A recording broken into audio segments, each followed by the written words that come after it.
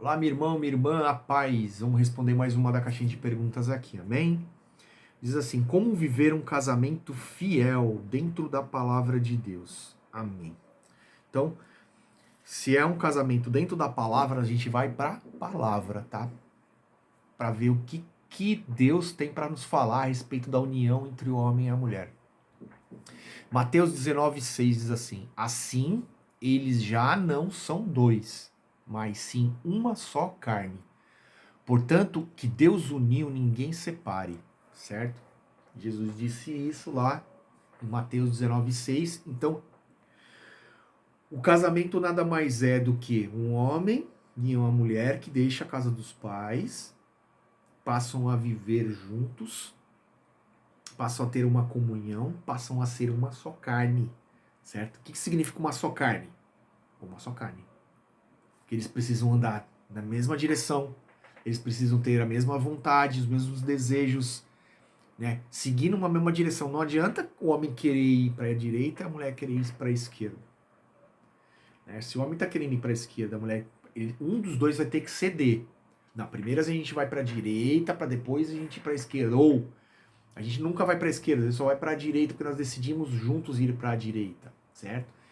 E Deus, o que Deus uniu, ninguém separe. Então, Deus está nesse negócio, significa que Deus está no casamento. Isso, então, se foi consagrado por Deus, se é uma aliança permitida e feita por Deus ali, certo? Você que escolheu a sua esposa, você que escolheu o seu marido, correto? Escolha bem antes.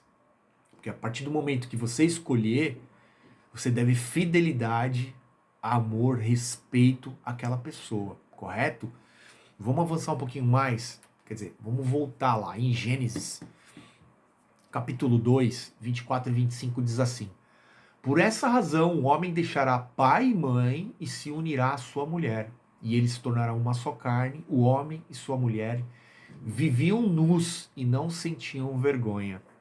O que está querendo dizer essa palavra? É como eu acabei de falar, né?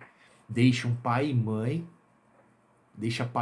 o homem, para unir a sua mulher, se tornar uma só carne com ela. O homem e a mulher se viviam nus e não sentiam vergonha, ou seja, eles eram um só. Eles eram ali tão unidos, eles eram tão harmoniosos que um não olhava para a diferença do outro, um não olhava para o que o outro tinha, para o defeito do outro, para a qualidade do outro, para o que quer que seja. Eles viviam ali de uma forma, uma união perfeita, uma harmonia perfeita, certo? Ali no Jardim do Éden, na criação. 1 Coríntios 13, 4, 7 diz assim: o amor é paciente, o amor é bondoso, não inveja, não se vangloria, não se orgulha, não maltrata, não procura seus interesses, não se ira facilmente, não guarda rancor. O amor não se alegra com a injustiça, não se alegra com a verdade, mas se alegra com a verdade. Desculpa. Tudo sofre, tudo crê, tudo espera, tudo suporta. Ou seja, essa é a essência, né? É a essência que o amor quer para nós, um amor paciente, bondoso, que não inveja, né? Não tem orgulho, não maltrata, que não procura os seus próprios interesses, que não fica com raiva facilmente, não guarda rancor. Sabe como é que a gente pode ter um casamento feliz, ter um casamento fiel, ter um casamento próspero, se a gente vive o tempo todo um acusando o outro, se a gente vive o tempo todo um vendo os defeitos, olhando para os defeitos, apontando os defeitos do outro, em vez de se ajudar, em vez de amar, em vez de entregar o nosso melhor, sabe? É como eu respondi em uma caixinha de pergunta anterior, falando o que é mais importante, amar ou ser amado, né? Primeiro a gente dá, para depois a gente receber. E para a gente ter um casamento fiel dentro da palavra, a gente precisa seguir esses conselhos de Deus para que a gente não se perca, não é verdade? Olha só o que diz lá em Gênesis capítulo 1. Então, capítulo 1, do 26 ao 28. Então disse Deus: façamos o homem à nossa imagem, conforme a nossa semelhança, domine ele sobre os peixes do mar, sobre as aves do céu, sobre os grandes animais de toda a terra, e sobre todos os pequenos animais que se movem rente ao chão. Criou Deus o homem à sua imagem. A imagem Deus os criou, homem e mulher. Deus os abençoou e lhes disse: sejam férteis e multipliquem-se, encham e subjuguem a terra. Dominem sobre os peixes do mar, sobre as aves do céu e sobre todos os animais que se movem pela terra. Ou seja, Deus colocou o homem e a mulher como reis, né? Como um rei e uma rainha nessa terra, para que a gente dominasse sobre todos os animais, né? Sobre todos os vegetais, sobre tudo aquilo que se encontra na face da terra, se encontrava de natural, certo? Então, a gente precisa entender a forma com que Deus nos criou, aquilo que Ele permitiu, por que Ele criou a mulher para ser a companheira do homem, para ser uma companheira fiel, para ser uma companheira valorosa, prestativa, para ser aquela que vai gerar os filhos no ventre, certo? Olha só, Provérbios 18, 22, o que fala. Quem encontra uma esposa encontra algo excelente, recebeu uma bênção do Senhor. Olha o que a palavra está dizendo, que é um presente de Deus, né? Encontrar uma esposa, se casar, certo? Então o casamento, ele é de Deus. Mais uma vez, eu estou reafirmando isso daqui, ó. Hebreus 13, 4 diz, o casamento deve ser honrado por todos. O leito conjugal conservado puro, pois Deus julgará os imorais e os adúlteros, certo? As pessoas, elas costumam a querer passar a mão na cabeça de coisas que eles não devem fazer, né? Porque uma coisa é, Jesus veio para os pecadores e ele veio para estar com os pecadores e para poder salvá-los e para poder curar, né? Os que estão doentes, não veio para os sãos. Porém, estar numa vida de pecado não é uma coisa natural.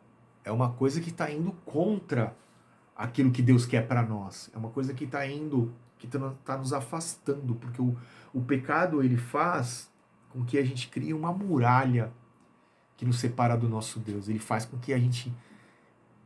É como se fosse um tampão para os nossos ouvidos, é como se fosse uma venda para os nossos olhos, para a gente não enxergar o nosso Deus, para que a gente não enxergue as coisas de Deus, para que a gente não ouça a voz de Deus, para que a gente não saiba os planos dele para a nossa vida, certo?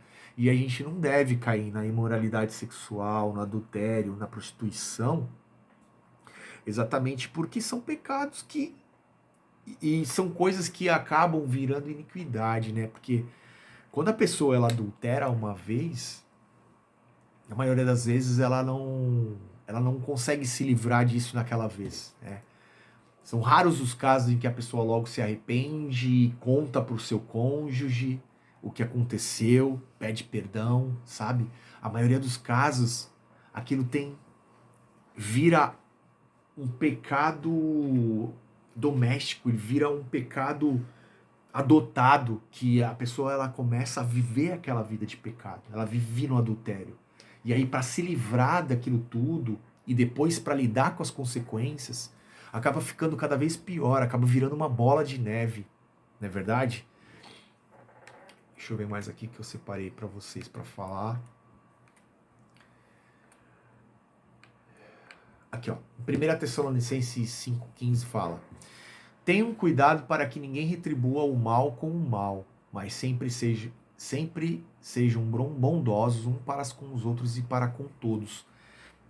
Por que eu quis dizer isso, né? Se não está falando de marido e mulher? Porque muitas vezes a gente exige que a nossa esposa, né, que o seu marido seja perfeito, que ele faça todo o bem que você merece, todo o bem que você quer, porém você não age da mesma forma, né? Você não retribui dessa mesma forma. Toda vez que ele erra com você, o que você faz? Retribui com o mal. Então, a forma de quebrar o ciclo do ódio, do mal, do rancor, é você agir com o amor.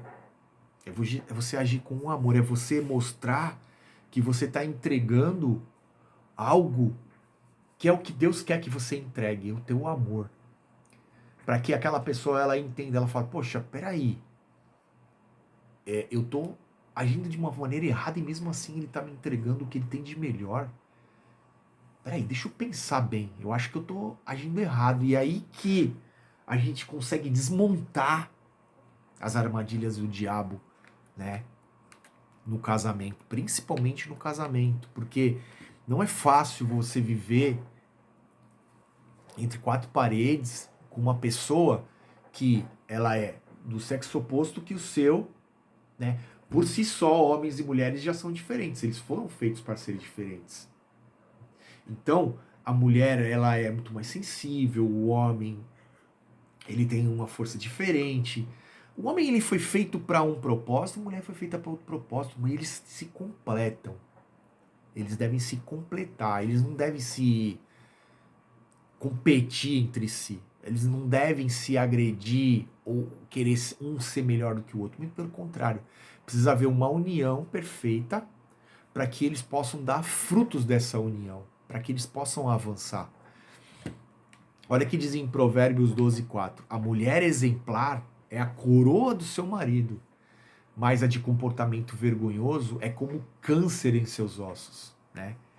Então, o quão é importante uma mulher na vida de um homem, o quanto ela pode fazer com que ele realmente avance, com que ele prospere, com que ele seja uma bênção, ou também que ele tenha uma vida maldita, ele tenha uma vida de sofrimento, de dor, de angústia, de ansiedade. Tá? O casamento, por isso que a gente precisa escolher muito bem antes de se unir. É importante, principalmente o namoro e até o noivado, para você poder compreender com quem que você está se unindo.